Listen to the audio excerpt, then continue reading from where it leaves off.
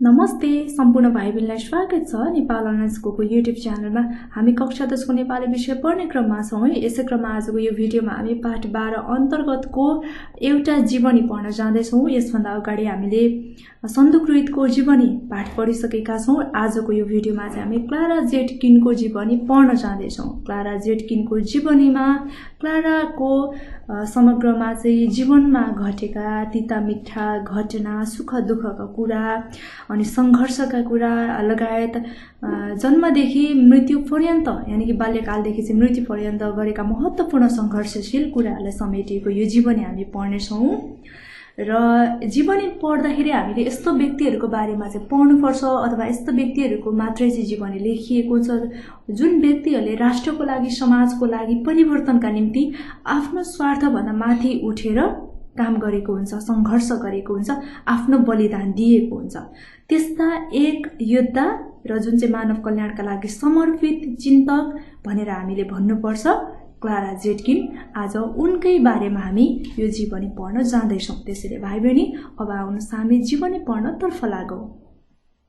पहिलो अनुच्छेदमा रहेको छ। पहिलो अनुच्छेदमा चाहिँ यहाँ पृष्ठभूमिको कुरा रहेको छ ल। अझ राम्रो र गुणस्तरीय जीवन बाँच्न मानिसले हर हमेशा प्रयत्न गरिरहन्छ। एकल प्रयत्नबाट सम्भव नहुने काममा सामूहिक प्रयत्न हुन्छ। यस्तै प्रयत्नका कारण नै मानिस जंगली युगबाट आजको अत्याधुनिक युगमा आइपुगेको हो। आज मानव कल्याणका लागि लोकतन्त्र, मानव अधिकार, स्वतन्त्रता, न्याय, मताधिकार जस्ता विषयहरू स्थापित भएका छन्। विज्ञान र प्रविधिको विकासले जीवन सहज भएको छ। मानिसले निरन्तर र उन्नत सभ्यताको विकास गर्दै आएको छ। मानव कल्याणका लागि स्थापित यी सबै कुरा सहजै प्राप्त भएका होइनन्। हाम्रा अग्रजहरूको चिन्तन, प्रयत्न, सङ्घर्ष, त्याग र बलिदानबाट आजको अवस्था सृजना भएको। समय समयमा जन्मिएका चिन्तकहरू र परिवर्तनका खातिर लड्ने योद्धाहरूकै कारण आजका उपलब्धिहरू हासिल भएका हुन्। त्यसैले मानव कल्याणका लागि समर्पित चिन्तकहरू र योद्धाहरू हाम्रा लागि सदैव प्रेरक र स्मरणीय छ। त्यस्तै स्मरणीय एवं प्रेरक चिन्तक तथा योद्धा मध्येको एक हुन् क्लारा जेटकिन है। क्लारा जेटकिनको यहाँ हामी जीवनी पढ्न जाँदैछौँ। अब यो अनुच्छेदमा भएको कुराहरूलाई एकचोटि फेरि पनि सरसर्ती मनन गरौँ र हामी भनेको सामान्य जीवन जिइरहेका हुन्छौँ र हामीले सामान्य जीवन जिउँदाखेरि भनेको त्योभन्दा अझ राम्रो गुणस्तरीय भनेको चाहिँ धेरै गुण भएको जीवन बाँच्न चाहन्छौँ है। हर हमेसा भनेको चाहिँ सधैँ हामीले प्रयत्न भनेको चाहिँ प्रयास गरिरहन्छौँ एकदमै गुणस्तरीय जीवन बाँच्नका लागि। र एकल प्रयत्नबाट भनेको चाहिँ एकल प्रयासबाट अथवा एक्लैले गर्दा मात्रै कतिपय काम भनेको हामीले गर्न नसक्ने हुन्छ अथवा असम्भव हुन्छ भने त्यस्तो कामहरू भनेको समूहमा बसेर अथवा सामूहिक रूपबाट हामीले प्रयास गर्दा काम गर्दाखेरि सम्भव हुन्छ भन्ने कुरा रहेको छ। अनि यस्तै प्रयत्नका कारण नै मानिसले जंगली युगबाट जसरी पहिले जंगलमा एक्लै बस्थ्यो है, त्यसबेला भनेको चाहिँ सामूहिक भावनाको विकास भएको थिएन। जंगली युगबाट आजसम्म अत्याधुनिक भनेको चाहिँ एकदमै आधुनिकताको युग है। यहाँसम्म आइपुग्दाखेरि मानिसमा चेतनाको विकास भएको छ। एकले अर्कालाई सहयोग गर्नुपर्छ। मानिस भनेको समूहमा बस्नुपर्छ, समुदायमा, समाजमा एकले अर्कालाई परेको अप्ठ्यारोमा सहयोग गर्नुपर्छ भन्ने भावनाको विकास भएको छ। यो युगसम्म, यो समयसम्म आइपुग्दा भन्ने कुरा छ। अनि जुन चाहिँ मानव कल्याणका लागि भएको विभिन्न विषयहरू छन्। लोकतन्त्र भयो। लोकतन्त्र भनेको चाहिँ जनताको मत अनुसार शासन गर्ने राजनैतिक प्रणालीलाई चाहिँ लोकतन्त्र भनिन्छ है। अनि मानव अधिकार भनेको चाहिँ मानिसको अधिकार अथवा मानव भएको कारणले पाउने अधिकार है, मानव अधिकार। स्वतन्त्रता भन्ने कुरा छ। स्वतन्त्रता भनेको कसैको बन्धन अथवा अधीनमा नरहेको अवस्था, दबावमा नरहेको अवस्था स्वतन्त्र है। न्याय भनेको अन्यायलाई दिने न्याय पक्ष। अनि त्यसपछि मताधिकार भनेको चाहिँ मत दिने अधिकार। र यसरी चाहिँ लोकतन्त्र, मानव अधिकार जस्ता स्वतन्त्रता लगायतका चाहिँ जुन विषयहरू स्थापित भएको छ है। र त्यसका साथसाथै विज्ञान र प्रविधिको विकासले गर्दा पनि मानिसले जसरी राम्रो र गुणस्तरीय जीवन हर हमेसा चाहिँ प्रयत्न गरिरहन्छ जिउनका लागि, त्यो कुराहरू सम्भव भएको छ। अझै त्यो सरल भएको छ भन्ने कुरा रहेको छ है। अनि निरन्तर नियमित रूपमा उन्नत र सभ्यता भनेको चाहिँ उन्नत भनेको चाहिँ उत्तम अथवा अग्लो भन्ने हुन्छ है। सभ्यता भनेको चाहिँ कुनै जाति वा राष्ट्रको सामाजिक, भौतिक, सांस्कृतिक आदि अवस्था र उन्नति प्रगतिको सम्पूर्णताको चाहिँ क्रमशः अथवा निरन्तर रूपमा चाहिँ विकास हुँदै आएको छ भन्ने कुरा छ। अनि मानव कल्याणका लागि जसरी यो लोकतन्त्र, मानव अधिकार, स्वतन्त्रता, न्याय, मताधिकार जस्ता विषयहरू स्थापित भएका छन् नि, ती विषयहरू भनेको एकदमै सजिलै केही पनि नगरिकन हामीले सुदेश प्राप्त गरेको होइन है। यो पाउनको लागि भनेको चाहिँ हामीले हाम्रा पुर्खा अग्रजहरूको चिन्तन, सोच, विचार, प्रयत्न, उहाँहरूको चाहिँ प्रयास, त्यसपछि उहाँहरूको सङ्घर्ष, उहाँहरूको त्याग र बलिदानबाट मात्रै त्यो कुरा चाहिँ प्राप्त भएको, आज यो अवस्था चाहिँ सृजना भएको हो भनेर यहाँ भनिएको छ है। र समय समयमा चाहिँ यस्ता चाहिँ मानवका लागि विषयहरू स्थापित गर्नका लागि, मानव कल्याणका लागि काम गर्नका लागि, समाज परिवर्तनका निम्ति चाहिँ काम गर्नका लागि, राष्ट्रको निमित्त काम गर्नका लागि आफ्नो स्वार्थभन्दा माथि उठेर काम गर्ने यस्ता योद्धा, यस्ता व्यक्तिहरूको पनि जन्म हुन्छ है। त्यसरी चाहिँ जन्म हुने क्रममा चाहिँ क्लारा जेटकिनको पनि जन्म भयो। अनि क्लारा जेटकिन जस्तै अन्य धेरै व्यक्तिहरूको समय समयमा यसरी नै जन्म हुन्छ। र यस्ता व्यक्तिहरू भनेको चाहिँ हामीले सदैव प्रेरणाको रूपमा, प्रेरक स्रोतको रूपमा लिनुपर्छ। उहाँहरूलाई हामीले कहिले पनि बिर्सन सक्दैनौँ, स्मरणीय हुन्छ भन्ने कुरा चाहिँ यहाँ रहेको छ है। यसरी चाहिँ हामीले यहाँ पहिलो अनुच्छेदमा भूमिकाको सम्बन्धमा पढ्यौँ। अब यहाँ शब्दार्थ पनि हेर्दै जाउँ। शब्दार्थ हामीले जान्नुपर्छ। हामीलाई शब्दको अर्थहरू थाहा हुँदै गयो भने हामीलाई अनुच्छेदमा, पाठमा भनेको कुराहरू बुझ्नलाई एकदमै सजिलो हुन्छ। त्यसका साथसाथै हामीलाई अभ्यास गर्न पनि सजिलो हुन्छ, वाक्य निर्माण गर्न पनि सजिलो हुन्छ ल। त्यसैले शब्दार्थमा पनि हामीले विशेष ध्यान चाहिँ दिनुपर्छ। अब यहाँ सरसर्ती हेर्दै जाउँ। गुणस्तरीय भनेको के हो? धेरै गुण भएकोलाई चाहिँ गुणस्तरीय भनिन्छ। हर हमेसा भनेको सधैँ है। प्रयत्न भनेको प्रयास, एकल भनेको एक्लो, अत्याधुनिक भनेको धेरै आधुनिक, लोकतन्त्र भनेको जनताको मत अनुसार शासन गर्ने राजनैतिक प्रणाली, मानव अधिकार भनेको चाहिँ मान्छे भएको कारणले पाउने अधिकार, अनि स्वतन्त्रता भनेको कसैको बन्धन वा अधीनमा नरहेको अवस्था, अनि मताधिकार भनेको मत दिने अधिकार, अनि सहज भनेको चाहिँ सुगम सरल है, अनि उन्नत भनेको उत्तम अग्लो, सभ्यता भनेको कुनै जाति वा राष्ट्रको सामाजिक, भौतिक, सांस्कृतिक आदि अवस्था र उन्नति प्रगतिको सम्पूर्णतालाई चाहिँ सभ्यता भनिन्छ। चिन्तक भनेको विचारक, योद्धा भनेको वीर युद्ध गर्ने, अनि सदैव भनेको सधैँ, प्रेरक भनेको चाहिँ हौसला दिने, प्रेरणा दिने, सचेष्ट गराउने है, अनि स्मरणीय भनेको सम्झन लागेको, भुल्न नहुने भनेर हामीले यसरी चाहिँ यहाँ शब्दार्थहरू पनि पढ्यौँ है। अब यसपछि हामी यहाँ चाहिँ के पढ्छौँ यो अनुच्छेदमा भने क्लाराको जन्म अनि पारिवारिक पृष्ठभूमिको बारेमा कुरा गर्छौँ, बाल्यकालको बारेमा कुरा गर्छौँ अबको यो अनुच्छेदमा। ल हेरौँ है त, हामी सरसर्ती पढ्दै जाउँ, बुझ्दै जानेछौँ सबै कुरा। क्लारा जेटकिनको जन्म सन् 1857 जुलाई 5 मा भएको जर्मनीको सक्सोनी प्रदेशको एउटा गाउँमा है।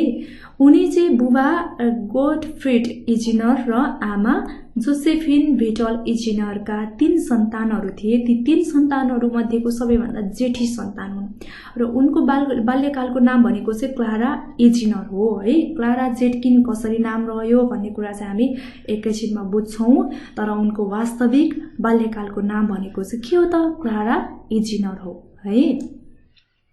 र क्लाराको बुबा चाहिँ शिक्षक थिए। अब उनकी आमा भनेको चाहिँ महिलाहरूसँग सम्बन्धित सामाजिक काममा बढी सक्रिय थिइन् अनि ग्रामीण परिवेशमा अथवा गाउँको वातावरणमा हुर्केकी क्लाराले चाहिँ गरिबी र शोषणको मारमा परेका जुन मानिसहरूसँग सङ्गत गर्ने मौका पाइन्। अनि जसले गर्दा चाहिँ उनले चाहिँ बाल्यकालदेखि नै गरिबी र शोषणको विरोधी गर्ने चेतनाको चाहिँ विकास भयो उनमा। यो कुरा चाहिँ उनलाई मन पर्दैन। यति कुरा हामीले यहाँ पढ्यौँ। अब यसपछि तेस्रो अनुच्छेदमा यो तेस्रो अनुच्छेदमा चाहिँ के छ भने शिक्षाको कुरा रहेको छ। यसरी चाहिँ बाल्यकाल ग्रामीण परिवेशमा चाहिँ बिताएन क्लाराले भनेर हामीले यहाँसम्म पढ्यौँ है। अब यहाँ तेस्रो अनुच्छेदबाट हेरौँ, यहाँ शिक्षाको कुरा रहेको छ।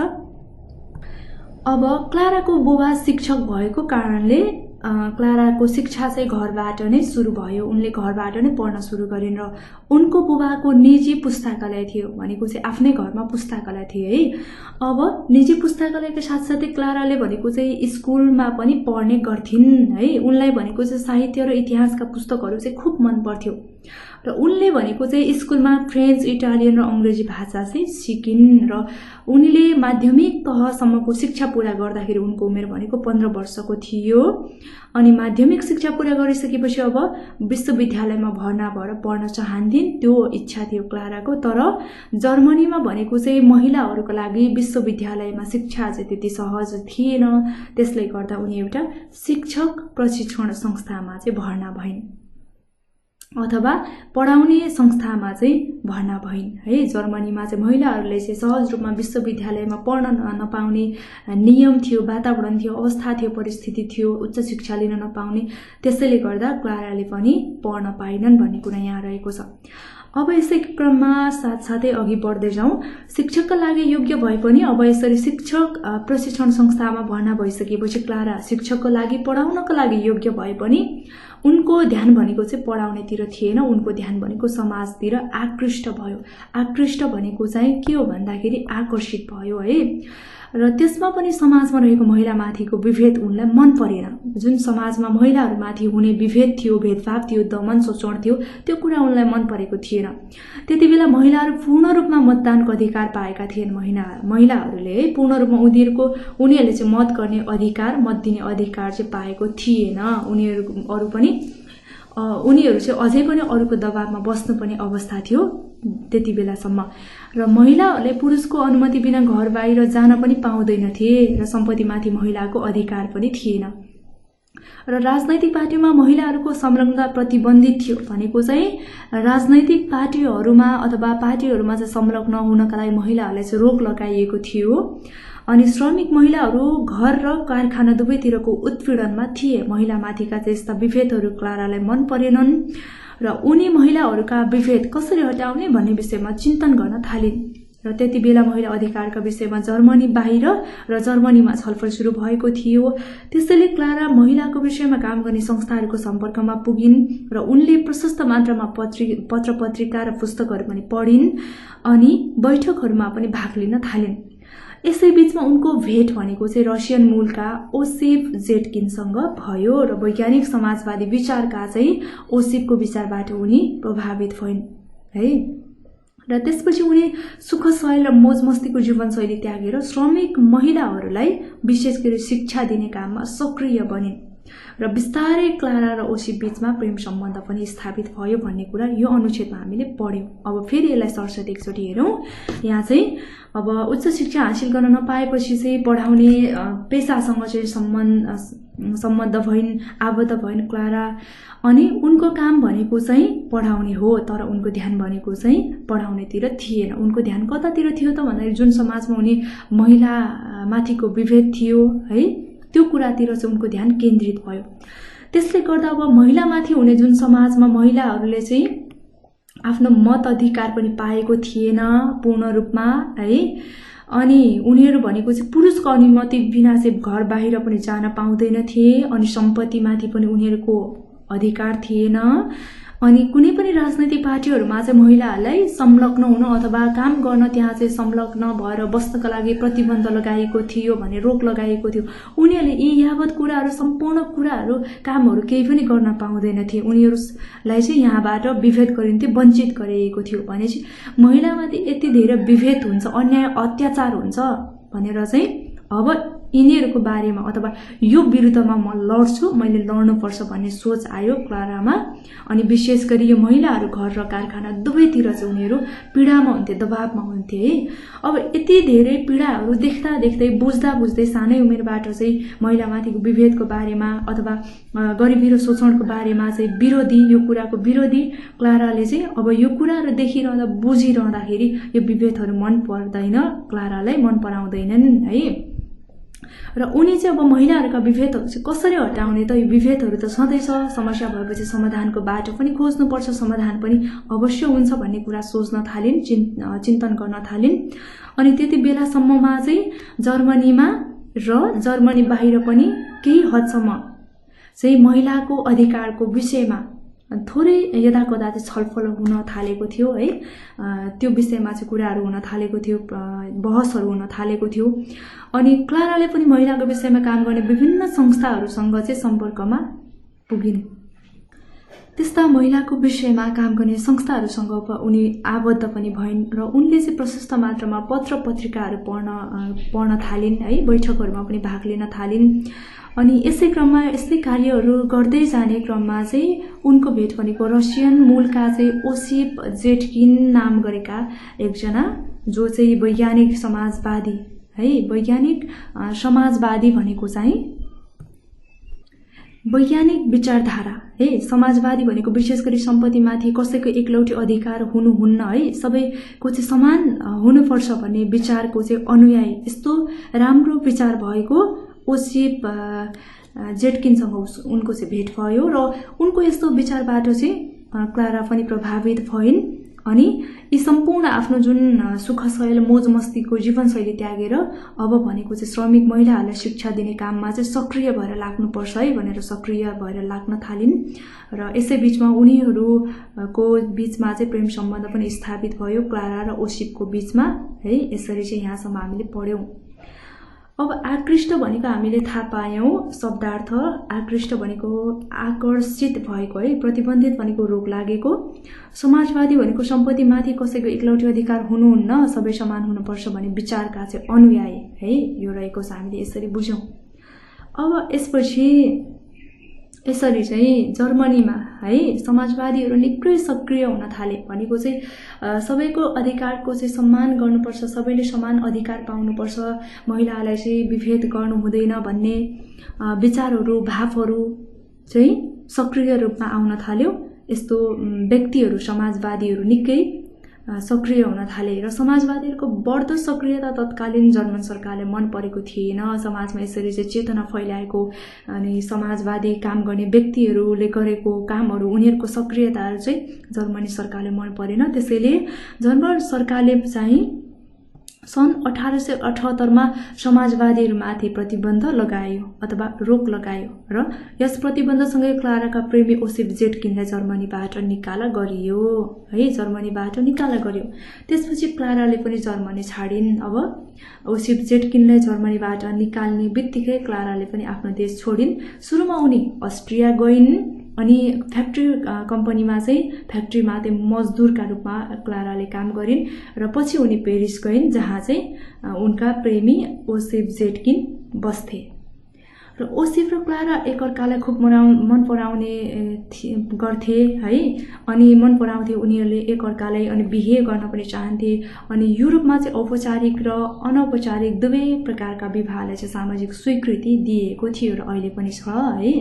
र औपचारिक भनेको चाहिँ नियम अनुसार भएको र अनौपचारिक भनेको चाहिँ तोकिएको नियम अनुसार नभएको है। यो दुवै प्रकारको विवाह चाहिँ युरोपमा मान्य थियो र क्लारा र ओसिप औपचारिक विवाह गर्न चाहन्थे अथवा विधि पुर्याएर नियम पुर्याएर चाहिँ उनीहरू विवाह गर्न चाहन्थे। त्यसो गर्दा क्लाराले चाहिँ जर्मन नागरिकता त्याग्नु पर्थ्यो, तर उनले आफ्नो देशको नागरिकता त्याग्न चाहेनन्। त्यसैले अब उनीहरूले चाहिँ अनौपचारिक विवाह गर्न बाध्य भयो अथवा अनौपचारिक विवाह गरे र त्यस पश्चात चाहिँ उनीहरूबाट म्याक्सिम र कोन्स्टाइन नाम गरेका दुई छोराहरूको जन्म भयो अथवा दुई छोराहरूलाई जन्म दिए उनीहरूले है। यहाँसम्म यसरी पढ्यौं। अनि अब यसरी दुई छोराहरूको जन्म भयो। यसकै बावजुदमा यो चाहिँ पेरिसमा रहँदै है, पेरिसमा रहँदाखेरि क्लाराको जीवन भनेको निकै कष्टकर भयो अथवा दुःख भयो, धेरै सङ्घर्ष गर्नु पर्यो र उनी र उनका प्रेमी दुवैलाई चाहिँ क्षयरोगले समात्यो। अब क्षयरोगले समात्यो उनीहरूलाई। अनि उनीहरूले त्यसका बावजुद पनि दैनिक जीवन जिउनका लागि चाहिँ धौधौ पर्यो, धेरै दुःख गर्नु पर्यो। यसै बीचमा बच्चाहरू जन्मिएको कारणले गर्दा धेरै अप्ठ्याराका बावजुद पनि क्लाराले श्रमिक र महिलाहरूका हक अधिकारका बारेमा चाहिँ काम गर्न छोडिनन्। र अब क्षयरोगले ग्रसित भएकै बेला उनी जर्मनी आइन् है, आफ्नो देशमा फर्किन्। अनि त्यहाँ भएको एउटा सार्वजनिक सभामा चाहिँ सार्वजनिक भाषण गर्दै भनिन् क्लाराले के भनिन् त भन्दा उपचार र आत्मबलका कारण उनको क्षयरोग निको भयो भनेर यसरी भाषण गरिन्। अब यसै गरी क्लारा र ओसिपको वैवाहिक जीवन धेरै लामो समयसम्म टिकेन अथवा उनीहरू सँगै धेरै लामो समयसम्म बस्न पाएनन्, किनभने क्षयरोगबाट ग्रसित थिए उनीहरू दुवैजना। तर ओसिपको चाहिँ सन् 1889 मा निधन भयो है, आफ्नो अथवा क्लाराको पति ओसिपको चाहिँ सन् 1889 मा मृत्यु भयो क्षयरोगको कारणले, क्षयरोगबाट चाहिँ ग्रसित भएको कारणले। र ओसिपको मृत्यु भएको एक दशकपछि सन् 1879 मा क्लाराले अर्का फ्रेडरिक जन्डलसँग चाहिँ दोस्रो विवाह गरिन् है। दशक भनेको चाहिँ 10 वर्षको समयको अवधिलाई चाहिँ दशक भनिन्छ है। 10 वर्ष आफ्नो पूर्वपति अथवा ओसिप जेटकिन बितेको 10 वर्षपछि चाहिँ फेरि पनि क्लाराले दोस्रो बिहे चाहिँ फ्रेडरिक जन्डल नाम गरेका एकजना व्यक्तिसँग चाहिँ गरिन् है। र दोस्रो बिहे गरे पनि क्लाराले चाहिँ अब ओसिप जेटकिनसँगको जुन सम्बन्धलाई आफ्नो पूर्वपतिको सम्बन्धलाई अझ उच्च सम्मान दिनको लागि चाहिँ उनले आफ्नो नामसँगै ओसिपको दोस्रो नाम जुन चाहिँ जेटकिन भन्ने रहेको छ, यो विशेष गरी थर है, नामको पछाडिको नामलाई हामी थर भन्छौँ। यसरी नै ओसिपको दोस्रो नाम जेटकिन जोडेर क्लारा जेटकिन बनिन् है। क्लारा जेटकिन सुरुमा क्लाराको वास्तविक नाम भनेको त क्लारा इजिनर हो, त्यसैले उनी भनेको चाहिँ कहिलेबाट क्लारा जेटकिन बनिन् त भन्ने कुरा यहाँ आएको छ है। र यही नामबाट चाहिँ विश्व प्रसिद्धि कमाइन्, विश्वमा उनी यही नामबाट चिनिन् अनि आज उनकै जीवन हामीले पढिरहेका छौँ क्लारा जेटकिन नै भनेर। र क्लाराको दोस्रो पतिसँगको दाम्पत्य सम्बन्ध चाहिँ कहिलेसम्म कायम रह्यो भन्दाखेरि सन् 1926 सम्म चाहिँ कायम रह्यो है।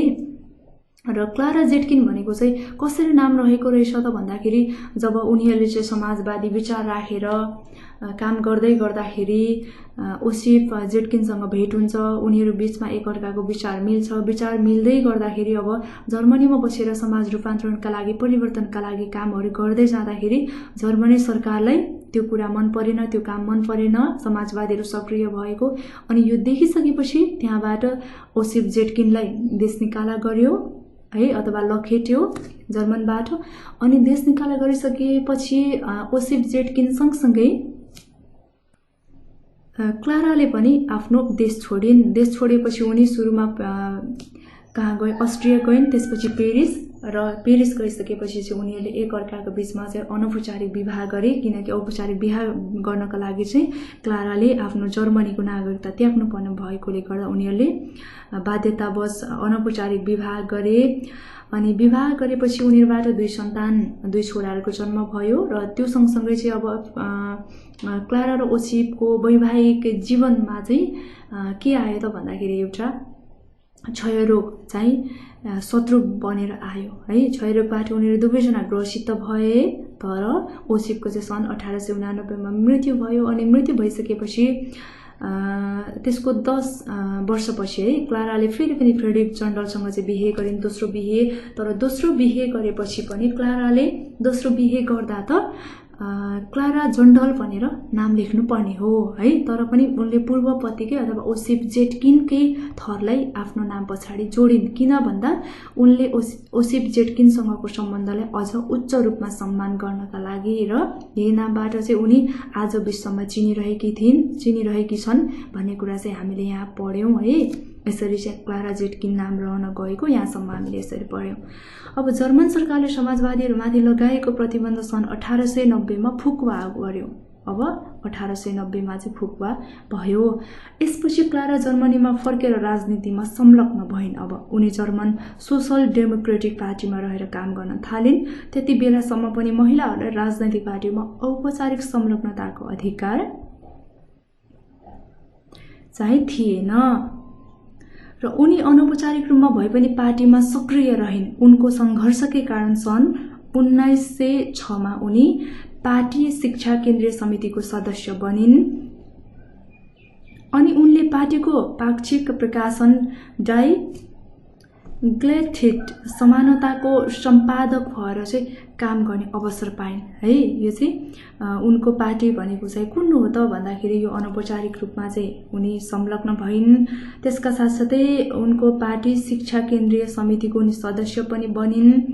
अनि त्यो पार्टीको भनेको चाहिँ पाक्षिक प्रकाशन भनेको चाहिँ 15 दिनमा प्रकाशन हुने एउटा डाइ ग्लेथिट भन्ने यो चाहिँ समानता भन्नेको एउटा सम्पादक भएर पनि काम गर्ने अवसर पाइनुहुन्थ्यो र उनले महिलाहरूलाई राजनैतिक पार्टीमा औपचारिक संलग्नता हुनुपर्छ भन्ने आवाज उठाउन थालिन् र अन्ततः सन् 1908 मा जर्मनीमा त्यो अधिकार स्थापित भयो र यस्ता जिम्मेवारीका साथसाथै उनले जर्मनीका श्रमिक महिलाहरूलाई सङ्गठित गरिन् अनि चाँडै उनी अन्तर्राष्ट्रिय महिला आन्दोलनकी एक अगुवाको रूपमा स्थापित भइन् र सन् 1907 मा भएको अन्तर्राष्ट्रिय महिला सम्मेलनबाट उनी सचिव चुनिइन् र सन् 1917 सम्म त्यस पदमा रहेर काम गरिन् र सन् 1910 मा कोपनहेगनमा महिलाहरूको अन्तर्राष्ट्रिय सम्मेलन भयो र त्यस सम्मेलनमा उनले हरेक वर्ष 8 मार्चमा अन्तर्राष्ट्रिय नारी दिवस मनाउने प्रस्ताव राखिन्। त्यो प्रस्ताव पारित भयो र सन् 1911 देखि हरेक मार्च 8 मा चाहिँ अन्तर्राष्ट्रिय नारी दिवस मनाउने गरिएको छ। यसरी क्लारा अन्तर्राष्ट्रिय नारी दिवसकी प्रणेता पनि बन्न पुगिन् है भनेर यहाँ रहेको छ। अब यसलाई फेरि सरसर्ती हेरौँ ल, हामीले यहाँबाट पढेका छौँ। अब यसरी चाहिँ क्लारा जेटकिन नामबाट चाहिँ प्रसिद्धि कमाइरहन् अनि उनले चाहिँ दोस्रो बिहे गरेको दोस्रो पतिसँगको सम्बन्ध पनि उनले चाहिँ 1926 सम्म मात्रै कायम राख्न चाहिँ सफल भइन्। त्यसपछि के भयो थाहा छैन, यहाँ भनिएको छैन है। अब हामी भनेको छ भने यहाँ पढ्दै जान्छौँ, तर यहाँसम्म चाहिँ कायम रह्यो है भन्ने कुरा चाहिँ यहाँसम्म हामीले बुझ्यौँ। अनि अब सुरुमा भनेको त जर्मन सरकारले समाजवादीहरूमाथि चाहिँ प्रतिबन्ध लगाएको थियो। त्यो प्रतिबन्धलाई चाहिँ फुकुवा भनेको चाहिँ जुन छुटकारा पाएको अथवा बन्धन मुक्त गरेको अब फुकुवा गर्यो है। अनि त्यसपछि अब क्लारा जर्मनीमा फर्केर चाहिँ राजनीतिमा अब संलग्न भइन्, राजनीतिमा लागिन् उनी र उनी जर्मन सोशल डेमोक्रेटिक पार्टीमा रहेर काम गर्न थालिन्। सुरुमा चाहिँ जर्मन सोशल डेमोक्रेटिक पार्टीमा रहेर क्लाराले काम गर्न सुरु गरिन् र त्यति बेलासम्म पनि महिलाहरूलाई त्यहाँ राजनैतिक पार्टीमा औपचारिक रूपमा नै चाहिँ संलग्नताको अधिकार दिएको थिएन। त्यसै कारणले गर्दा उनी अनौपचारिक रूपमै संलग्न भएर चाहिँ काम गर्न थालिन्। अब यहाँ सुरुमा हेरिहालौँ है, यो हाम्रो प्रश्नोत्तर नभएर चाहिँ शब्दार्थ रहेको छ। औपचारिक भनेको नियम अनुसार भएको, अनौपचारिक भनेको चाहिँ तोकिएको नियम अनुसार नभएको, निधन भनेको मृत्यु, दशक भनेको 10 वर्षको अवधि, प्रसिद्धि भनेको ख्याति, कीर्ति, यश, दाम्पत्य पति र पत्नी बीचको आपसी सम्बन्ध, फुकुवा भनेको छुटकारा पाएको, बन्धन मुक्त भएको, संलग्न भनेको कुनै काममा लागेको है। अब यसरी उनी अनौपचारिक रूपमै भए पनि पार्टीमा सक्रिय रूपमा रहेर काम गर्न थालिन् अथवा लागिन् र उनको सङ्घर्षकै कारणले गर्दा उनलाई भनेको चाहिँ 1906 मा चाहिँ उनी पार्टी शिक्षा केन्द्रीय समितिको सदस्य बनिन् अनि उनको पार्टीको एउटा 15 दिनमा पाक्षिक भनेको चाहिँ 15 दिनको अवधि 15 दिनमा प्रकाशित हुने एउटा पत्रिका रहेछ है, जसको नाम चाहिँ समानता रहेछ। त्यसको चाहिँ सम्पादक भएर काम गर्ने पनि अवसर पाइन् र उनले महिलाहरूले अब राजनैतिक पार्टीहरूमा औपचारिक संलग्नता हुनुपर्छ है, अनौपचारिक रूपमा मात्रै भएर हुँदैन, महिलाको हक अधिकारको पनि सुनिश्चित गर्नुपर्छ, उनीहरूले पनि सम्पूर्ण ठाउँमा समानताको अधिकार चाहिँ पाउनुपर्छ, उनीहरू पनि समान हुन्, उनीहरूलाई पनि अधिकार दिनुपर्छ भनेर चाहिँ यसले आवाज उठाउन थालिन् र अन्ततः चाहिँ अन्त्यमा भनेको चाहिँ उनले यसरी यो विषयमा आवाज उठाउँदै गर्दा त्यो अधिकार पनि स्थापित भयो है। जर्मनीमा महिलाहरूले पनि राजनैतिक पार्टीमा संलग्न हुने, औपचारिक रूपमा संलग्न हुने अधिकार चाहिँ पाए र यस्ता जिम्मेवारीका साथसाथै उनले चाहिँ अब जर्मनीका चाहिँ श्रमिक महिलाहरूलाई चाहिँ अब सङ्गठित गरेर अथवा भेला गरेर चाहिँ के गर्न थालिन् त भन्दाखेरि अन्तर्राष्ट्रिय महिला आन्दोलनकी चाहिँ एक अगुवाको रूपमा काम गर्न थालिन्। अनि उनले सन् 1907 मा चाहिँ भएको अन्तर्राष्ट्रिय महिला सम्मेलनबाट उनी सचिव चुनिन् है। अनि 1917 सम्ममा चाहिँ त्यस पदमा रहेर काम गरिन् र 1910 मा चाहिँ कोपनहेगनमा चाहिँ जुन महिलाहरूको अन्तर्राष्ट्रिय सम्मेलन भयो त्यस सम्मेलनमा चाहिँ उनले के माग राखिन् त, के प्रस्ताव राखिन् त भन्दा 8 मार्चमा चाहिँ अन्तर्राष्ट्रिय नारी दिवस मनाउने प्रस्ताव राखिन् है र त्यो प्रस्ताव पनि पारित भयो र त्यो प्रस्ताव पारित भएर चाहिँ कहिले पारित भयो भन्दा कहिले बाट यो मनाउन थालियो त अन्तर्राष्ट्रिय नारी दिवस भन्दा सन् 1911 देखि हरेक मार्च 8 मा अन्तर्राष्ट्रिय नारी दिवस मनाउने चलन छ। हरेक मार्च 8 मा है अन्तर्राष्ट्रिय नारी दिवस यो चाहिँ नारीहरूले अधिकार पाएको उपलक्ष्यमा मनाउन थाल्यो भनेपछि यसको प्रणेता भनेको चाहिँ कुनै सिद्धान्त अथवा मतको सुरुवात गर्ने आविष्कारक व्यक्ति, त्यो प्रणेता चाहिँ को बन्न पुगिन् अथवा कसले सुरुवात गरिन् त अन्तर्राष्ट्रिय नारी दिवस मनाउने हरेक वर्ष मार्च 8 मा भन्दाखेरि क्लाराले है। यो कुरा पनि हामीले बोल्नु भएन विशेष गरी, र क्लारालाई चाहिँ अन्तर्राष्ट्रिय नारी दिवसको प्रणेता भनेर पनि चिन्छौँ। अब यहाँसम्म हेरिसकेपछि हेरौँ है त अगाडि। महिला आन्दोलन र मजदुर आन्दोलनकी अग्रणी क्लाराको शिक्षा सम्बन्धी धारणा पनि महत्त्वपूर्ण मानिन्छ।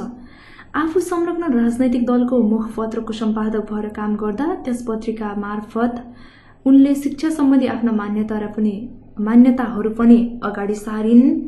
अनि त्यतिबेला धार्मिक शिक्षाको प्रचलन थियो। उनी धार्मिक शिक्षाका सट्टा वैज्ञानिक तथा व्यावहारिक शिक्षाको पक्षपाती थिइन् र उनले चाहिँ महिला शिक्षाका साथै सहशिक्षाका बारेमा आफ्ना धारणाहरू राखिन् र सहशिक्षाबाट लैङ्गिक विभेद कम हुन्छ भन्ने उनको विचार थियो। भनेपछि अब यसरी चाहिँ अन्तर्राष्ट्रिय नारी दिवसको प्रणेता बनिसकेपछि महिला आन्दोलन अनि मजदुर आन्दोलनकी चाहिँ उनी अग्रणी थिइन् नै। शिक्षा सम्बन्धी धारणा महत्त्वपूर्ण राख्ने काममा पनि उनी अगाडि बढेकी थिइन्। अनि यसरी आफू संलग्न विभिन्न राजनैतिक दलहरूको मुखपत्रको चाहिँ उनी सम्पादक भएर पनि काम गर्दै गर्दाखेरि है त्यस पत्रिका मार्फत चाहिँ उनले विभिन्न शिक्षा सम्बन्धी मान्यताहरू पनि अगाडि सारिन् है। त्यति बेला भनेको चाहिँ शिक्षा सम्बन्धी मान्यताहरू के थियो त धार्मिक शिक्षाको मात्रै प्रचलन थियो अथवा मान्यता थियो। तर अब उनले चाहिँ आफ्ना ती पत्रिकाहरू मार्फत चाहिँ के कुराहरू अगाडि सारिन् त भन्दाखेरि धार्मिक शिक्षाको सट्टामा हामीले वैज्ञानिक शिक्षालाई चाहिँ अगाडि सार्नुपर्छ है। वैज्ञानिक शिक्षाले चाहिँ हामीलाई सहशिक्षामा पनि जोड दिन्छ, जुन सहशिक्षाले चाहिँ लैङ्गिक विभेद भनेको चाहिँ लिङ्गको आधारमा अथवा महिला पुरुष भनेर चाहिँ जुन विभेद गरिन्छ त्यो विभेदलाई चाहिँ कम गर्न मद्दत गर्छ है भन्ने विचार चाहिँ अगाडि सारिन् अथवा उनको विचार थियो यो है, उनलाई लागेको विचार।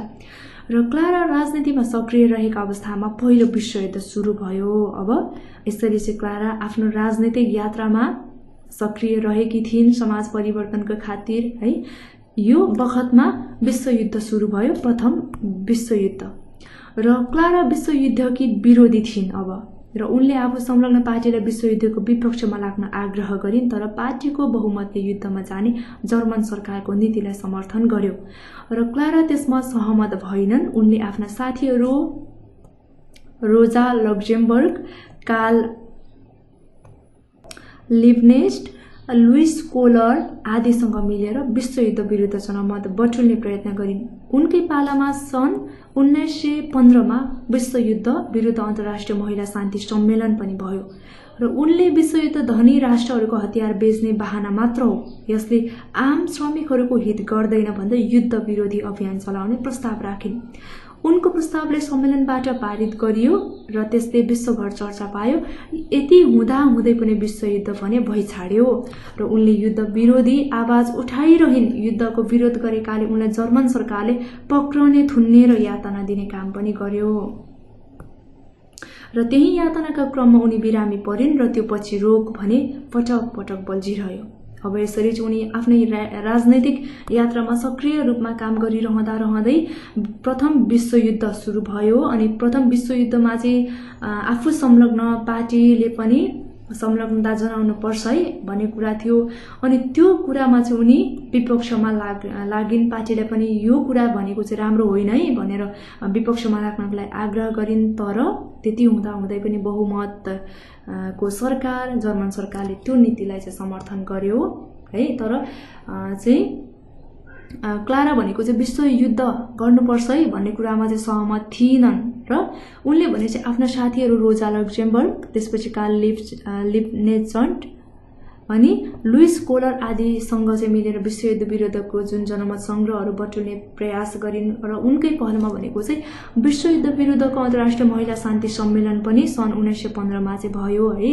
र उनले विश्वयुद्ध धनी राष्ट्रहरूको चाहिँ एउटा हतियार बेच्ने बहाना मात्रै हो है, अरू केही पनि होइन। यहाँ भनेको चाहिँ आम श्रमिकहरूको हक हितको संरक्षण गर्दैन, उनीहरूलाई चाहिँ झन् दबावमा राख्ने, उनीहरूलाई शोषण गर्ने, अझै उनीहरूलाई दुःख दिने काम मात्रै हो है। त्यही भएर यो विरुद्ध चाहिँ विरोधी अभियान चलाउने गर्नुपर्छ भनेर प्रस्ताव पनि राखिन्। तर उनको प्रस्तावले सम्मेलनबाट पारित त गर्यो र त्यसले भनेको चाहिँ विश्वभरमा चर्चा पनि पायो। तर यति हुँदाहुँदै यतिले मात्रै विश्वयुद्ध रोकिने कुरा चाहिँ भएन, रोकिएन र विश्वयुद्ध भइ नै छाड्यो र उनले चाहिँ विश्वयुद्ध विरोधी आवाजहरू उठाइरहन् है। यो हुँदाखेरि अब जर्मन सरकारले भनेको चाहिँ यो कुरा अपाच्य भयो, पचेन भनेपछि अब यो कुराहरू, यो प्रक्रिया अथवा यो गतिविधि, यो क्रियाकलापले गर्दा जर्मन सरकारले चाहिँ अब क्लारालाई पक्रने, थुन्ने, यातना दिने जस्ता विभिन्न कामहरू गर्न थाल्यो। त्यही यातनाका क्रममा चाहिँ उनी बिरामी परिन् अनि उनलाई क्षयरोग अगाडि नै लागेको थियो र त्यो रोग भनेको चाहिँ अब पटक पटक बल्छिन थाल्यो है। अब यसरी हामीले यहाँसम्म पढ्यौँ। पाक्षिक 15 दिनको भनेर हामीले पढ्यौँ। अनि प्रणेता कुनै सिद्धान्त वा मतको सुरुवात गर्ने अथवा आविष्कारक, समर्थन कुनै काम वा प्रस्तावमा चाहिँ सहमति जनाउने काम, यातना, पीडा वा शास्ति भनेर हामीले यसरी बुझौँ ल। अब यसपछि के रहेको छ हेर्दै जाउँ। अब यसरी आफू संलग्न पार्टीसँग मतभेद भएपछि क्लाराले चाहिँ 1918 मा सन् है 1918 मा जर्मन साम्यवादी पार्टीको स्थापना गरिन्। अब सुरुमा भनेको चाहिँ आफू संलग्न पार्टीसँग कति आग्रह गरिन्, कति प्रस्तावहरू राखिन्। त्यो प्रस्तावहरू राख्दा राख्दै पनि विश्वयुद्ध भइ नै छाड्यो। अनि अझ जर्मन सरकारले पनि आफूले दुःख दिन थाल्यो भनेपछि अब आफ्नो मतभेद भनेको आफ्नो विचारहरू, आफ्नो मागहरू, आफ्नो चाहिँ उद्देश्यहरू नमिलेपछि, आफ्नो सबै कुराहरू नमिलेपछि चाहिँ क्लाराले सन् 1918 मा चाहिँ साम्यवादी भनेको चाहिँ समाज परिवर्तनको निम्ति है, हक हितको निम्ति चाहिँ काम गर्ने जुन पार्टीको स्थापना गरिन् है, साम्यवादी पार्टीको स्थापना गरिन्। अनि राजनैतिक पार्टीमा महिला सहभागिताको विषयलाई उठाउँदै आएकी क्लारा राजनैतिक पार्टीहरूमा चाहिँ महिलाहरूको सहभागिता चाहन्थिन् र उनले यस विषयलाई महत्त्वको साथमा उठाइन्। उनले यस विषयमा राजनैतिक नेताहरूसँग कुराकानी पनि गरिन् र उनले सन् 1921 देखि चाहिँ सन् 1933 सम्म साम्यवादी अन्तर्राष्ट्रिय समितिको कार्य समितिमा रहेर पनि काम गरिन् र उनले आफू संलग्न साम्यवादी पार्टीका तर्फबाट सन् 1920 देखि 1932 सम्म चाहिँ जर्मन संसद रिचस्टेगको सदस्य भएर पनि काम गरिन् र उनले ज्येष्ठ सदस्यका रूपमा सन् 1932 मा जर्मन संसदको अधिवेशनको उद्घाटन गर्ने अवसर पनि पाइन्। अनि यसैबीच जर्मनीमा सन् 1933 मा अब हिटलरको शासनको सुरु भयो र हिटलरको उदयसँगै अब क्लाराको पार्टीमाथि प्रतिबन्ध लाग्यो फेरि पनि है र उनी चाहिँ सोभियत संघमा निर्वाचित भइन्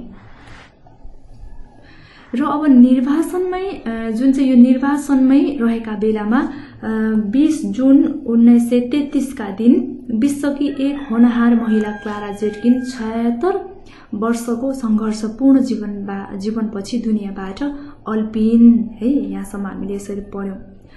अब यहाँ के रहेको थियो विशेष गरी भन्दा आफू संलग्न पार्टीसँग मतभेद मिलेको थिएन, त्यसकारणले गर्दा उनले साम्यवादी पार्टीको स्थापना गरिन्। यसरी पार्टीको स्थापना गरिसकेपछि त्यस पार्टीमा चाहिँ राजनीतिक क्षेत्रमा, राजनीतिक पार्टीहरूमा पनि महिलाको सहभागिता हुनुपर्छ, महिलाहरूले पनि संलग्न हुन पाउनुपर्छ भन्ने समान सहभागिता चाहन्थिन् त्यहाँ जति पुरुषको सहभागिता हुन्थ्यो है। अनि यस्ता यस्ता विषयहरूलाई चाहिँ उठाउँदै जाँदै गर्दा यस्ता विषयहरूमा नेताहरूसँग कुराकानी गर्न थालिन्। अनि उनले चाहिँ 1921 देखि 1933 सम्म साम्यवादी अन्तर्राष्ट्रिय समितिको कार्य समितिमा रहेर पनि काम गरिन्।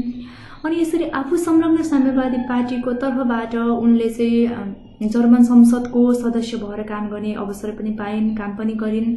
अनि उनले चाहिँ ज्येष्ठ सदस्यका रूपमा 1932 मा जुन जर्मन संसदको अधिवेशनको उद्घाटन पनि गर्ने अवसर पाइन्।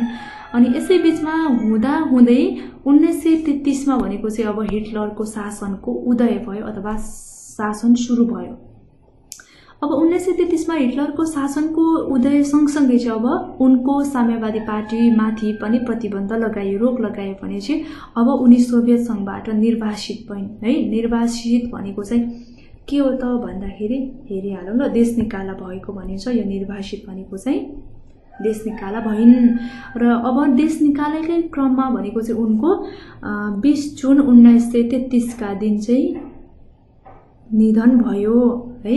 यसरी चाहिँ विश्वले एउटा होनहार महिला क्लारा जेटकिनलाई चाहिँ 76 वर्षको सङ्घर्षपूर्ण जीवनबाट गुमाउनु पर्यो भनेर हामीले यहाँसम्म पढ्यौँ है। र जन्मेपछि मर्नु प्रकृतिको नियम हो, यसलाई कसैले पनि उल्लङ्घन गर्न सक्दैन।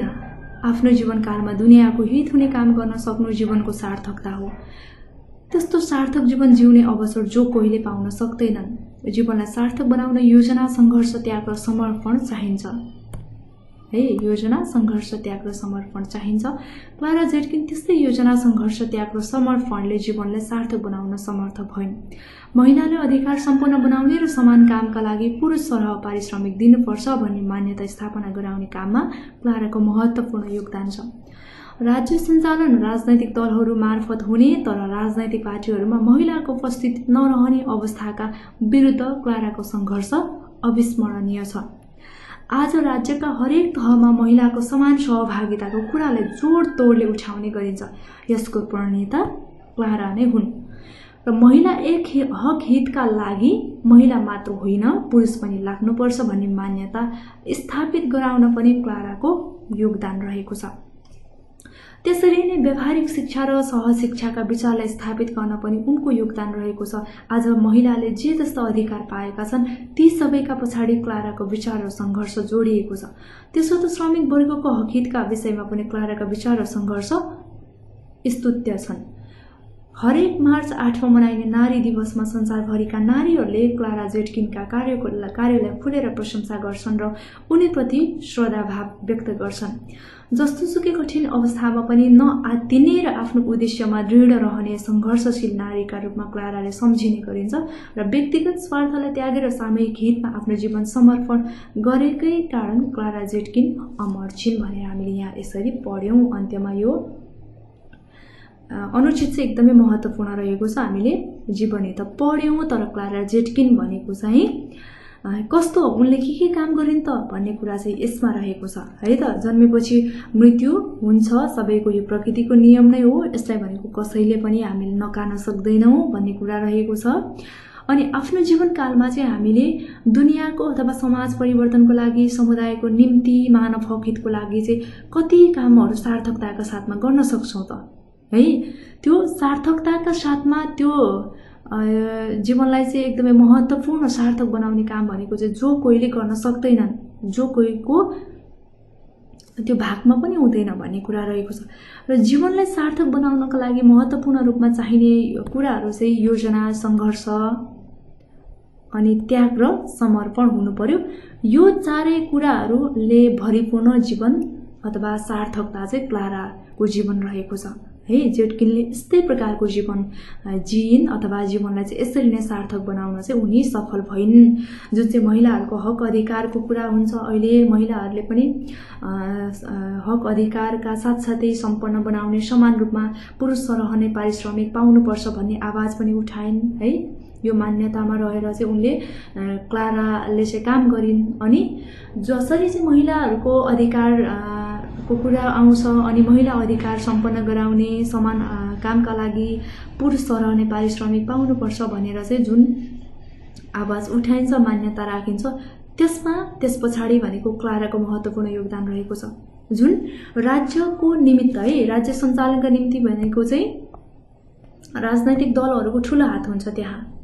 तर ती राजनैतिक दल, राजनैतिक पार्टीहरूमा चाहिँ महिलाको उपस्थिति नरहने अवस्था थियो पहिले र अहिले पनि यदाकदा छ केही हदसम्म है।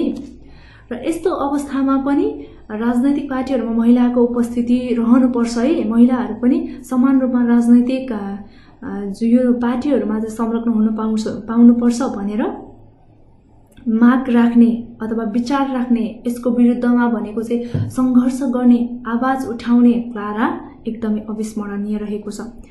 र जुन चाहिँ राज्यका हरेक तहमा महिलाहरूको समान सहभागिताको कुरालाई जोडतोडले चाहिँ आज आएर आवाज उठाउने गरिन्छ, त्यो प्रणेता अथवा त्यसको श्रेय कसलाई जान्छ त भन्दाखेरि क्लारालाई नै जान्छ है। र महिला हक हितका लागि जुन महिलाहरूले मात्रै होइन पुरुषहरूले पनि लाग्नुपर्छ भन्ने मान्यतामा पनि क्लाराको चाहिँ योगदान रहेको छ।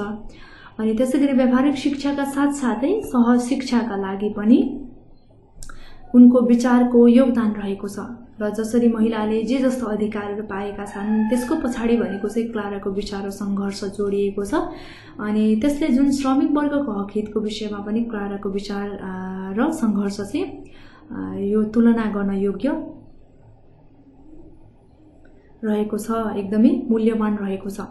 र हरेक मार्च 8 मा मनाइने नारी दिवस, संसारभरिका नारीहरूले मनाउने नारी दिवसमा पनि क्लारालाई चाहिँ सम्झिने गर्छिन् है। उनको कामलाई चाहिँ यहाँ खुलेर प्रशंसा गर्छन्, उनीप्रति चाहिँ सबैले श्रद्धाभाव व्यक्त गर्छन् भन्ने कुरा रहेको छ। र जस्तोसुकै कठिन परिस्थितिमा पनि नआत्तिने अनि आफ्नो उद्देश्य पूरा गर्नका लागि दृढ सङ्कल्पका साथमा अघि बढ्ने सङ्घर्षशील प्रेरणाकी खानी नारीका रूपमा क्लारालाई सम्झिने गरिन्छ। र व्यक्तिगत स्वार्थलाई त्यागेर सामूहिक हक हितको लागि आफ्नो जीवन नै समर्पण गरेको कारणले गर्दा नै आज हामीले यो पाठमा क्लारा जेटकिनको जीवनी पढ्न पाएका छौँ है त। यसरी चाहिँ हामीले यो क्लारा जेटकिनको जीवनी पढ्यौँ। अब यसभन्दा अगाडि यहाँ केही शब्दार्थ छ, हेरिहालौँ। निर्वासित भन्ने छ। निर्वासित भनेको देश निकाला भएको, होनार भनेको प्रतिभाशाली जेहेन्दार, सार्थक अर्थपूर्ण, अविस्मरणीय भनेको बिर्सनै नसकिने, र स्तुत्य भनेको तारिफ गर्न लायक, प्रशंसा गर्न लायक, योग्य है, यस्तो रहेको छ। अब यसरी हामीले यहाँ क्लारा जेटकिनको जीवनी पढ्यौँ र जीवनीमा के भएको थियो, क्लाराले कसरी महिलाको हक हितको लागि, त्यसपछि राजनैतिक पार्टीहरूमा महिलाको संलग्नता हुनुपर्छ लगायतका जसरी चाहिँ नारी दिवस मनाउने कुरादेखि लिएर धेरै कुरामा आफ्नो बाल्यकालदेखि अनि आफूले आफ्नो देश निकाला पटक पटक भइरहँदा पनि कसरी काम गरिन्, कसरी सङ्घर्ष गरिन्, कसरी अप्ठ्यारा परिस्थितिहरूका बावजुद पनि आफूलाई बलियो साबित गरिन्, आफ्नो जीवन कसरी योजना सङ्घर्ष त्याग समर्पण का साथसाथै सार्थक बनाइन् भन्ने कुरा चाहिँ यहाँ रहेको छ। यसरी नै हामीले उनको जीवनीबाट यो कुराहरू चाहिँ सिक्न सक्छौँ है। ल हामीले यसरी जीवनी चाहिँ यहाँ पढिसकेका छौँ। अब हाम्रो अभ्यासहरू बाँकी रहेको छ, अभ्यासहरूतर्फ लागौँ है त। यहाँ अभ्यासहरू पनि गरिहालौँ, सुनाइ बोलाइ पढाइको भागको अभ्यास अनि हामी लेखाइको भागको अभ्यास चाहिँ अर्को भिडियोमा गर्नेछौँ। अब अभ्यासहरूमा सुनाइको अभ्यास छ, हेरौँ है त। पाठको पहिलो अनुच्छेद सुन्नुहोस् र ठिक बेठिक छुट्याउनुहोस् भनेको छ। हाम्रो पहिलो अनुच्छेद हामीले पढिसकेका छौँ। अब यसको आधारमा हेरौँ है त। पहिलो प्रश्न हाम्रो के छ, अझ राम्रो र गुणस्तरीय जीवन बाँच्न मानिसले हर हमेसा प्रयत्न गरिरहन्छ भनेर हामीले पहिलो अनुच्छेदमा पढेको यो ठिक हो कि होइन त? हो, यो ठिक हो है। अब दोस्रो प्रश्न, एकल प्रयत्नबाट सम्भव नहुने काम त्यत्तिकै छाडिन्छ, यो ठिक कि बेठिक त? यो बेठिक हो, किनकि हामीले पहिलो अनुच्छेदमा के पढेका थियौँ त भनेर याद छ कि छैन भाइ बहिनीलाई सम्झ्यौँ त। हामीले पहिलो अनुच्छेदमा भनेको चाहिँ एकल प्रयत्नबाट यदि कुनै कामहरू सम्भव हुँदैन भने हामीले सामूहिक प्रयत्नबाट गर्न सक्छौँ भनेर पढेका छौँ नि। त्यसैले यो चाहिँ के हो त भन्दाखेरि यो ठिक नभएर यो चाहिँ बेठिक हो। ल त्यत्तिकै छाडिन्छ भनेको छ नि त, यहाँ प्रयत्न नै गरिँदैन भन्ने अर्थ लाग्छ, त्यसैले यो बेठिक हो है। अब ग नम्बर, कुनै प्रयत्न बिना नै मानिस जङ्गली युगबाट आजको अत्याधुनिक युगमा आइपुगेको हो त? होइन, त्यसैले यो पनि बेठिक हो। यहाँ चाहिँ सङ्घर्ष विभिन्न प्रयत्नहरूबाट मात्रै, पुर्खाको बलिदानबाट मात्रै यहाँ चाहिँ जङ्गली युगबाट अत्याधुनिक युगसम्म आइपुगेको, त्यसैले यो पनि बेठिक हो। अर्को घ नम्बरमा, ल लोकतन्त्र, मानव अधिकार, स्वतन्त्रता, न्याय, मताधिकार जस्ता विषयहरू मानव कल्याणका लागि स्थापित छन् अथवा हुन् भनेर हामीले पढ्यौँ नि त। त्यसैले यो ठिक कि बेठिक हो भन्दाखेरि यो ठिक हो है। यसरी हामीले ठिक बेठिक छुट्याउनु पर्यो पढेका आधारमा। अब यसपछि 9 नम्बरमा के छ, विज्ञान र प्रविधिको विकासले जीवनमा असहज भएको छ। विज्ञान र प्रविधि यदि नहुँदो हाम्रो जीवन कति असहज, कति गाह्रो, कति अप्ठ्यारो हुन्थ्यो होला भनेपछि असहज भएको छ त हामीलाई विज्ञान र प्रविधिको कारणले गर्दा? छैन नि त, सहज भएको छ। त्यसैले यो पनि के हो, बेठिक हो। सहज भएको छ भनेको भए चाहिँ ठिक हुन्थ्यो है। अब हाम्रा अग्रजहरूको चिन्तन, प्रयत्न, सङ्घर्ष, त्याग र बलिदानबाट नै आजका उपलब्धिहरू हासिल भएका हुन् भन्ने कुरा चाहिँ ठिक हो है त। आज जति पनि प्रयत्नहरू, सङ्घर्षहरू, त्यागहरू, बलिदानहरूबाट नै हामीले उपलब्धिहरू हासिल गरेका छौँ। आज मानव कल्याणका लागि स्थापित भएका कुराहरू, विषयहरू बुझ्न, देख्न पाएका छौँ। यो कुरा रहेको छ ल। हामीले यो 1 नम्बरको चाहिँ यसरी ठिक बेठिक छुट्याइसकेका छौँ। अब दोस्रो नम्बरमा हेरौँ, पाठको दोस्रो अनुच्छेद सुन्नुहोस् र तलका प्रश्नहरूको उत्तर दिनुहोस् भनेको छ। हामीले पाठको दोस्रो अनुच्छेद सुन्ने, पढ्ने अनि यी प्रश्नहरूको उत्तर दिने ल। अब लागौँ है त। हामीले पाठ पढिसकेका छौँ। क्लारा जेटकिनको जन्म कहिले र कहाँ भएको हो? हामीलाई थाहा हुनु पर्यो। अब क्लारा जेटकिनको जन्म कहिले, कहाँ भएको हो? अब हेरौँ है त। यहाँ ल हेरौँ त यहाँ कहिले भएको रहेछ। क्लारा जेटकिनको जन्म भनेको सन् 1857 जुलाई 5 का दिन कहाँ त? जर्मनीको सक्सोनी प्रदेशको एउटा गाउँमा भएको हो भनेपछि हामीले त्यही कुरा लेख्नु पर्यो। ल यसरी चाहिँ हामीले क्लारा जेटकिनको जन्म चाहिँ कहिले भएको भन्दाखेरि हामीलाई थाहा भइसक्यो। 1857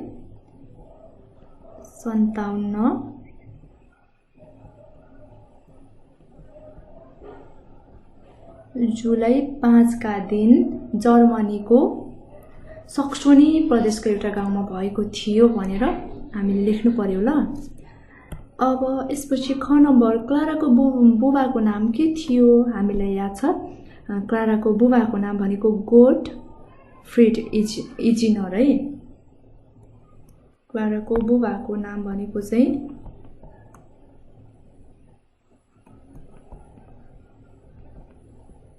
गोटफ्रिड इजिनर थियो भनेर लेख्ने ल। अब क्लाराको बाल्यकालको नाम के थियो भन्दाखेरि क्लारा इजिनर। अनि क्लाराका बुबा कुन पेसामा आबद्ध थिए भन्दाखेरि क्लाराका बुबा भनेको चाहिँ शिक्षक पेसामा आबद्ध थिए। अनि क्लारा उनका बुबा र आमाकी कुन चाहिँ सन्तान थिइन् भन्दाखेरि जेठी सन्तान थिइन् है क्लारा। हामीले यसरी यो प्रश्नहरूको उत्तर दियौँ, लेख्यौँ। अब यसपछि 3 नम्बरमा पाठको 6औं अनुच्छेद श्रुति लेखन गर्नुहोस् भनेको चाहिँ यो सुन्ने लेख्ने रहेको छ ल। यसरी चाहिँ हामीले सुनाइको भागको अभ्यास चाहिँ गरिसकेका छौँ। अब बोलाइको भागको अभ्यास गरौँ है त। बोलाइको भागमा हामी बोल्ने कुरा हुन्छ यहाँ विशेष गरी हेरौँ। तलका शब्द शुद्धसँग उच्चारण गर्नुहोस् भन्ने गुणस्तरीय भनेर हामीले उच्चारण गर्ने ल। गुणस्तरीय भनेर उच्चारण गर्ने। गुणस्तरीय है। अत्याधुनिक भन्ने, अत्याधुनिक, स्वतन्त्रता, सभ्यता, प्रेरक, वञ्चित, औपचारिक, अनौपचारिक र ग्रसित। यसरी चाहिँ हामीले उच्चारण गर्ने अथवा पढ्ने।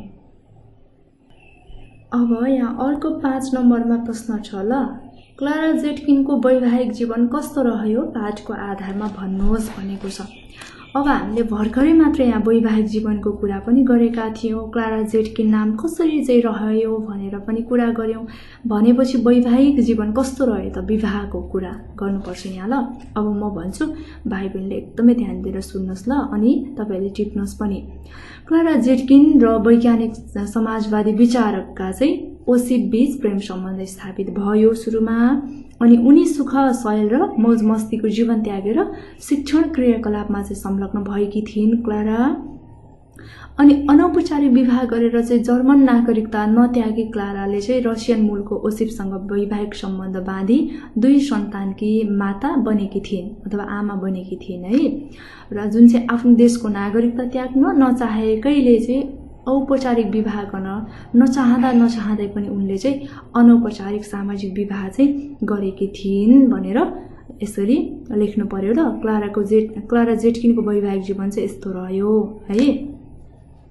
अनि यसका साथमा हामीले अर्को के पनि जोड्न सक्छौँ यहाँ भन्दाखेरि उनले चाहिँ अब यसरी ओसिप जेटकिनसँगको सम्बन्धलाई चाहिँ लामो समयसम्म चाहिँ स्थापित गर्न सकिनन् किनकि क्षयरोगको कारणले गर्दाखेरि ओसिपको चाहिँ मृत्यु भयो। अनि मृत्यु भएको 10 वर्षपछि चाहिँ उनले फेरि पनि दोस्रो बिहे गरिन् भनेर पनि यो कुरा पनि जोड्न सक्छौँ है। ल अब यहाँ अर्को प्रश्न छ है, अब यसमा चाहिँ हामी छलफल गरौँला। विवाहपछि महिलाले आफ्नो पतिको थर लेख्ने चलन छ। क्लाराले पनि विवाहपछि आफ्नो नामको पछि जेटकिन भन्न र लेख्न थालिन् र त्यही नाम नै उनको प्रसिद्धि भयो। यसरी विवाहपछि पतिको थर राख्ने चलन तपाईलाई कस्तो लाग्छ? कक्षामा छलफल गर्नुहोस् र छलफलको निष्कर्ष अभ्यास पुस्तिकामा टिप्नुहोस् भनेको छ। अब यहाँ कुरा रह्यो, क्लारा जेटकिन भनेको त उनको आफ्नो थर त होइन जेटकिन है, उनको पतिको थर हो भनेपछि विवाहपछि जसरी महिलाले आफ्नो पतिको थर लेख्ने चलन छ हाम्रो समाजमा अथवा सबै ठाउँमा प्राय पतिको थर लेख्ने चलन छ विवाहपछि है महिलाहरूले। अनि क्लाराले पनि अब विवाहपछि आफ्नो पतिको पछिको नाम अथवा जेटकिन थर चाहिँ लेख्न भन्न थालिन् र त्यही नामबाट उनी चाहिँ विश्व प्रसिद्ध भइन्। अब यसरी विवाहपछि पतिको थर राख्ने चलन अथवा लेख्ने चलन चाहिँ तपाईलाई कस्तो लाग्छ? कक्षामा छलफल गर्ने अनि निष्कर्ष अभ्यास पुस्तिकामा टिप्ने भनेको छ। अब यस विषयमा हामी छलफल गरौँ, त्यसपछि निष्कर्ष पनि भाइ बहिनीले टिप्न सक्नुहुन्छ ल।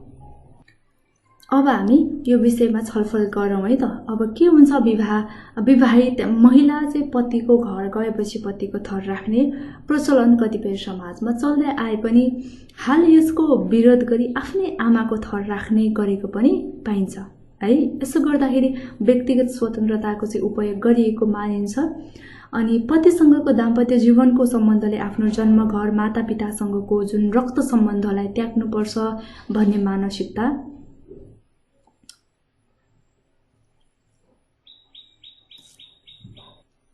के हो त? गलत हो है। यो मानसिकता, यो विचार चाहिँ गलत हो। वास्तवमा विवाहपछि पतिको थर नराख्दा भविष्यमा पतिसँग सम्बन्ध विच्छेद भएमा पनि असर गर्दैन। आफ्नो आमाको थर राख्दा मातृत्वप्रतिको सम्मान, परिचय र कुल घरानको प्रतिष्ठाप्रतिको सूचक चाहिँ बन्छ। अनि वैवाहिक जीवन लामो रहेन भने परिवर्तन गरिएको थर विवाहित महिलाका लागि बोझको विषय बन्न पुग्दछ है। अनि त्यसकारणले गर्दा व्यक्तिगत स्वतन्त्रतालाई मध्यनजर राख्ने हो भने चाहिँ विवाहित महिलालाई पतिको थर राख्ने बाध्यकारी नियम चाहिँ राख्नु हुँदैन। नारीले आफ्नो थर आमाको थरबाट राख्न पाउनुपर्छ।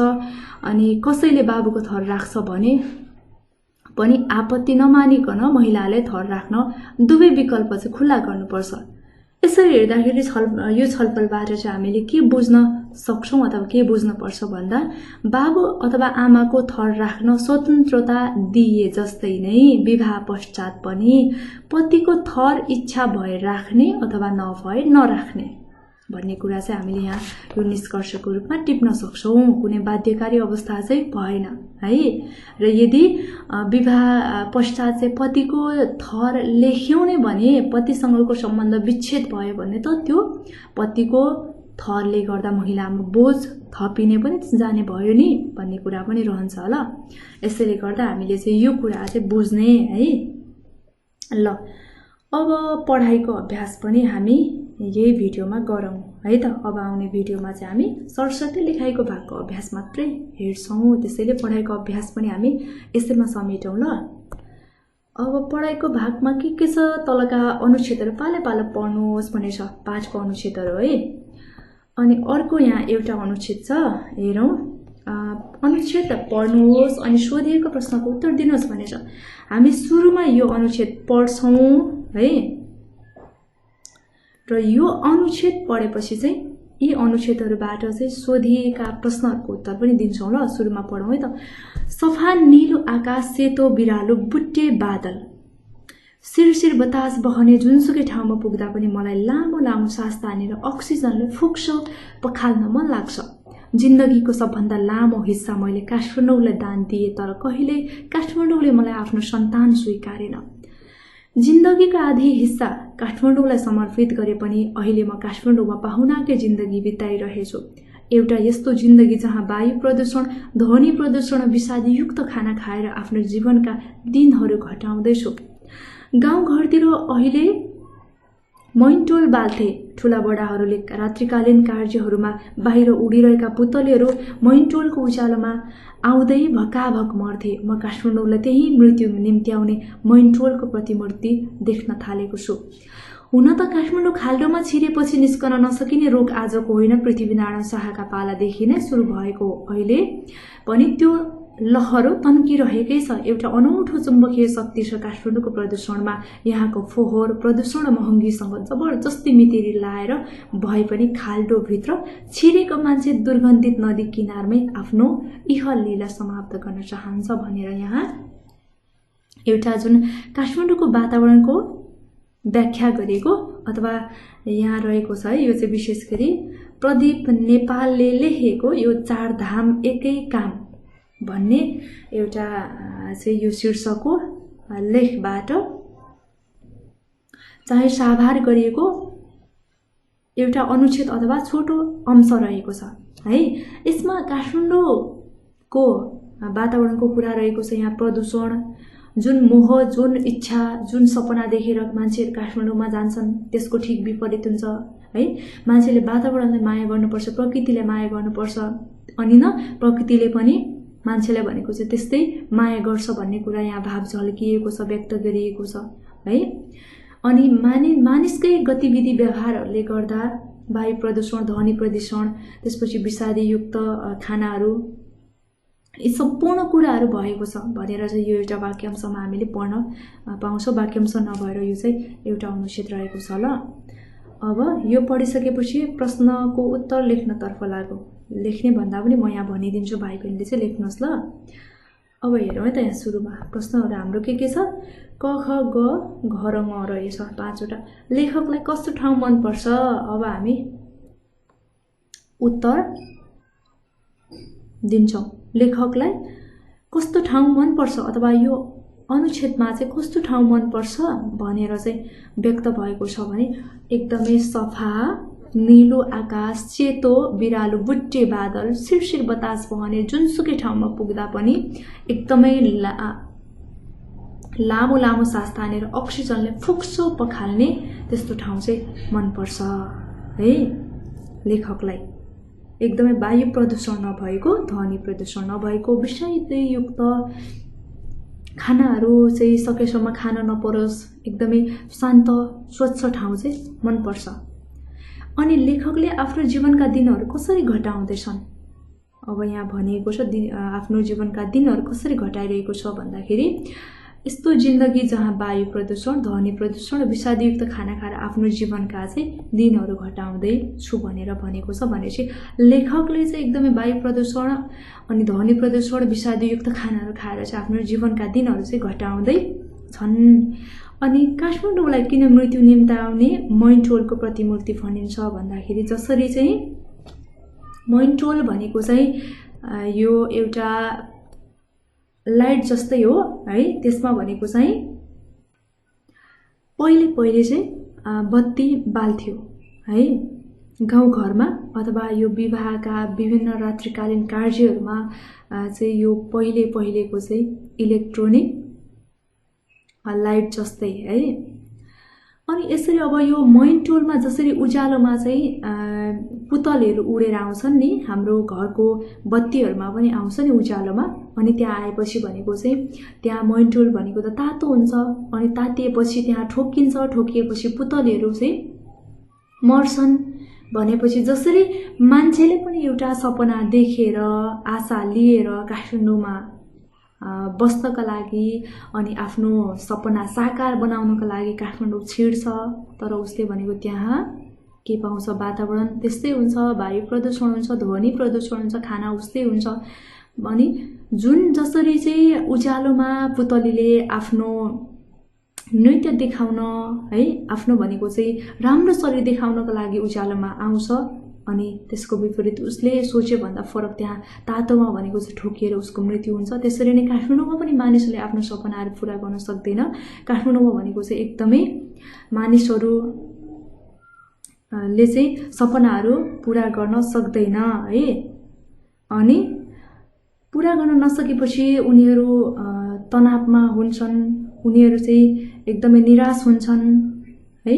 त्यस कारणले गर्दा चाहिँ एउटा मैनटोलको प्रतिमूर्तिको रूपमा चाहिँ काठमाडौँलाई एउटा जसरी पुतलीहरू चाहिँ मैनटोलमा ठोकिएर मर्छन्, त्यसरी नै काठमाडौँमा पनि मानिसहरूले सपना बोकेर गएर आफ्नो जीवनका दिनहरू विषादयुक्त खानाहरू खाएर घटाएर र त्यहाँ मृत्युलाई निम्त्याइरहेको हुन्छ। त्यसैले चाहिँ यहाँ प्रतिमूर्ति देख्न थालेको छु अथवा प्रतिमूर्ति भनिएको छ। ल अब घर नम्बरको प्रश्न, काठमाडौँको वातावरण गाउँघरकै जस्तो सफा बनाउन के गर्नुपर्छ भनेपछि काठमाडौँको वातावरण गाउँघरको जस्तै सफा बनाउनको लागि त्यहाँ जनघनत्व पनि धेरै छ है, अनि मानिस धेरै भएको ठाउँमा भनेको हर कुरा धेरै हुन्छ, प्रदूषण पनि धेरै हुन्छ भनेपछि मानिसको जनघनत्वले मात्रै सबैले राम्रो काम गर्यो भने त्यहाँ फरक पार्दैन। फोहोर पार्ने भनेको पनि मानिस नै हो, सफा पार्ने भनेको पनि मानिस नै हो भनेपछि हामी सबैजनाले आफ्नो आफ्नो तर्फबाट सफा गऱ्यौँ भने वायु प्रदूषण हुँदैन, ध्वनि प्रदूषण हुँदैन, विषादी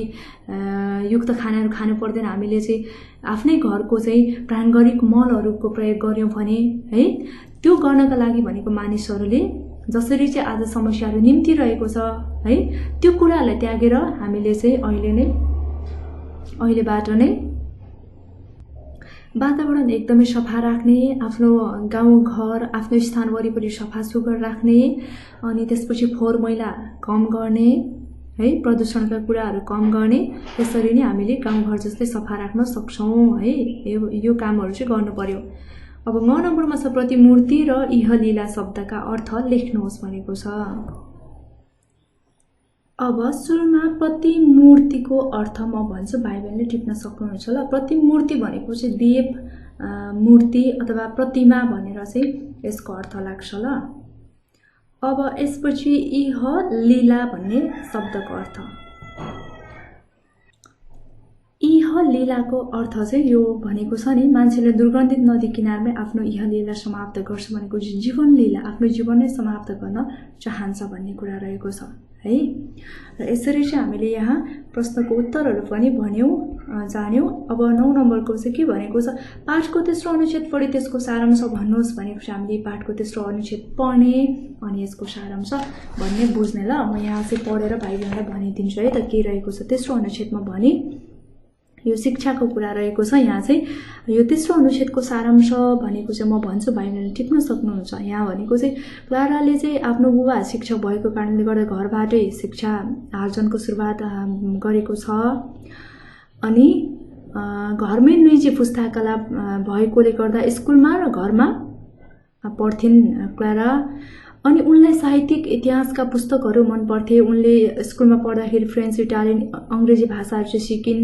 अनि उनले भनेको 15 वर्षको उमेरमा माध्यमिक शिक्षा पुरा गरिन्। अनि माध्यमिक शिक्षा पुरा गरेपछि अब विश्वविद्यालय भर्ना भएर पढ्न चाहन्थिन्, तर जर्मनीमा चाहिँ महिलाहरूलाई विश्वविद्यालय अथवा उच्च शिक्षामा चाहिँ पढ्नका लागि त्यति सहज वातावरण नभएको कारणले गर्दा उनले चाहिँ शिक्षक प्रशिक्षण संस्थामा चाहिँ भर्ना भइन् भनेर चाहिँ यो सारांशको रूपमा लेख्नु पर्यो। अब 10मा भनेको के छ भन्दा पाठ पढेर त्यसमा प्रयोग भएका मितिहरू क्रमबद्ध रूपमा टिप्नुहोस् र कुन कुन मितिमा के भए सूची बनाउनुहोस्। यो भाइ बहिनीले गर्न सक्नुहुन्छ। ल पाठमा भनेको चाहिँ क्लारा जेटकिनले चाहिँ गरेका कामहरूको सम्पूर्ण मितिहरू र कुन कुन काम के मितिमा कुन मितिमा चाहिँ भएको छ अथवा कुन मितिमा के भएको थियो त जन्मको कुरा आउँछ है, जन्म भएको थियो यो मितिमा भनेर, कसको क्लारा जेटकिनको, अनि मृत्युमा चाहिँ ओसिफ जेटकिनको मृत्यु भएको कुरा छ। त्यसपछि राजनैतिक यात्राहरूको क्रममा क्लारा जेटकिनले विभिन्न मितिहरूमा चाहिँ विभिन्न कामहरू गरेकी छिन्। यो कुराहरू चाहिँ तपाईँले सूची बनाउनुहोस्। ल अब आउने भिडियोमा हामी यो लेखाइको भागको अभ्यास लिएर आउनेछौँ र यसरी चाहिँ हामीले यहाँ क्लारा जेटकिनको एउटा जीवनी पढ्यौँ अनि जीवनीसँग सम्बन्धित सुनाइ बोलाएर पढाइको भागको अभ्यास सकाइसकेका छौँ। र यसमध्येमा भाइ बहिनीले अब नबुझेको के छ भने तपाईँले सोध्न सक्नुहुन्छ है। ल आजको यो भिडियो यति नै। तपाईँ सम्पूर्णलाई धेरै धेरै धन्यवाद।